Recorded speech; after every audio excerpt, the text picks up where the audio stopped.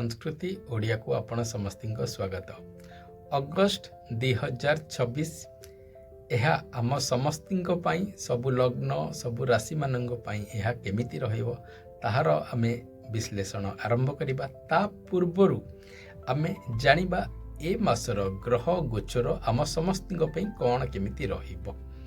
तो सर्वप्रथमे आपणकर जो देवगुरु बृहस्पति अछंती ताहा आपणकर सही कर्कट रे उच्चरे रहिबे आउ 19 अगस्ट रे अश्लेषा नक्षत्र रे गोचर करिवे। एठी आपणकर जो कहतनी बुध जहाँकि 7 अगस्ट रे आपणकर कर्कट रे गोचर करिवे आउ ताहा परे एहा आपणकर जो कहतनी किछि समय पई बेली आपणकर 16 अगस्ट रे अश्लेषा रे भी गोचर करिवे। जो कहतनी बुद्धि और आपणकर जो कहतनी ज्ञान एक मिलन जहाँकि बहुत ही बेसी भाग्यवर्धक तापाई आमर एक छोट विश्लेषण जन्म नक्षत्र रु अच्छी आपण से वीडियोटी जाइकी देखि पारिबे। या परे आपणकर आउ बुध आपणकर 22 अगस्ट रे आपणकर जो कहतनी सिंह को गोचर करबा आरंभ करिवे। आपणकर मंगल जेहे कि आपणकर माने मु कहिबी कि 1 अगस्ट रु आपणकर गोचर आरंभ हबो। आपणकर मिथुन राशि रे गोचरटी करबा आरंभ करिवे। पूरा मास सारा एई मिथुन राशि रे रहिबे। आउ आपणकर कन्या राशि रे गोचर करिवे जहाँकि तंकर नीच राशि होची शुक्रंग पई 2 अगस्ट रु आरंभ हबो।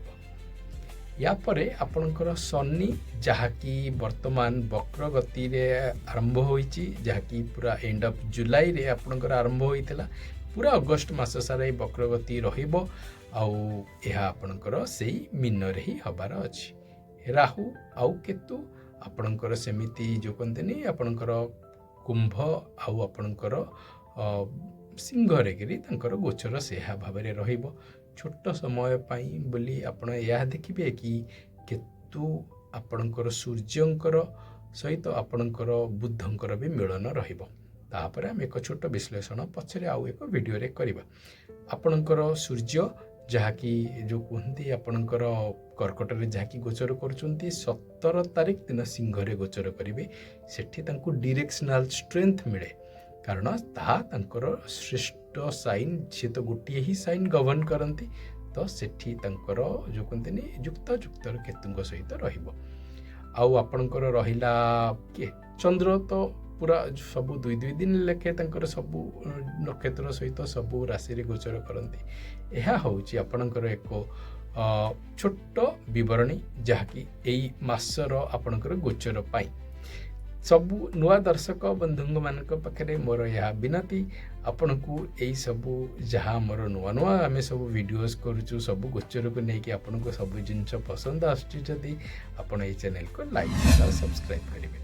आ बिछा लग्न बिछा राशि बिछा लग्न आउ राशि बोली देखु आपणकर अधिपति होउचंती सप्तम आउ द्वादश घर जहाँकि शुक्र आउ वर्तमान सीए तंकर कन्या राशि रे गोचर करिवे जहाँकि आपणकर एकादश भाव। देखंतु कन्या राशि तंकर नीच राशि होई पारे किंतु एकादश भाव दशम ये सब गुराक बहुत ही जो कहते श्रेष्ठ भाव तो सेमितिया तो आपणकर जो कहते मु मानुची सुख शांति रे किछि माने जो कहते बहुत ही भल समय रहिबो आपणक पई बोली एई जो कन्या राशि रो जो कणक निचता आपन केतेटा देखिया को मिलबनी कारण आपन के एकादश भाव रे होउची सेहिति पई भी एक श्रेष्ठ तो तार फलाफल रे आपण जदी देखिबे आपणकर जेमती आपणकर कैरियर पॉइंट ऑफ व्यू को आमे आसीबा आपणक कैरियर रे आपण देखिबे श्रेष्ठ समय रहिबो।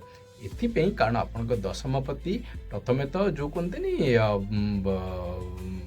आपणकर बृहस्पति सहित नवम रे रहिबे तापर दशम रे जेतेबेले केतु अछंती तांको सहित युक्तायुक्ति रहिबो।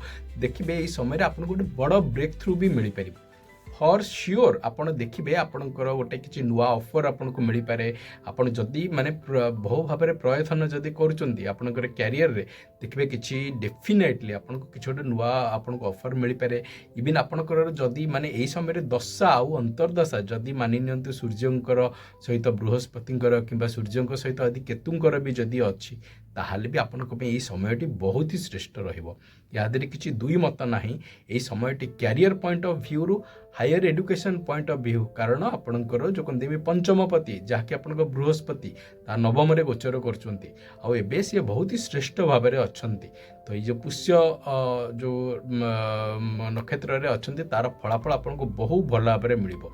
सेमिति मोदी आपको कहबे आपनको बिजनेस रिलेशनशिप है कि आपणकर जो कहते मैरिटल रिलेशनशिप है दाम्पत्य जीवन जापन से भाव में भी कह गले बहु भाव में श्रेष्ठ, किछि दुई मत ना। केवल गोटे जिनस हूँ कौन आपणकर शनि जी कि वर्तमान यही समय कि आपणकर जो कहते वक्र गति अच्छी घरे टिके जो कहते स्लोनेस रहीटा हूँ कथा जहाँकि माने जो कहते अजथा को जिनस को ना माने बेसी टणा उटरा करेंगे ना, अजथा चिंता करेंगे ना जार कि माने खाली आपन को समय पर लगे वृथा चिंता आपणकर थिला।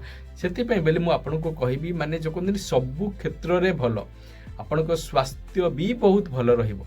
माने मु कहबी बुद्धि यही समय रे कि बिछा लग्न होउछन एक लग्न आसीबे, बिछा लग्न बिछा राशि बहुत ही भल समय श्रेष्ठ समय बोली आपण ये भी समय टी भाभी पारे। मु आपन को कहबी भगवान आपन को समय मंगलमय करंतु, आपणकर सबु प्रयत्न आपन को सफलदायक हो। धन्यवाद।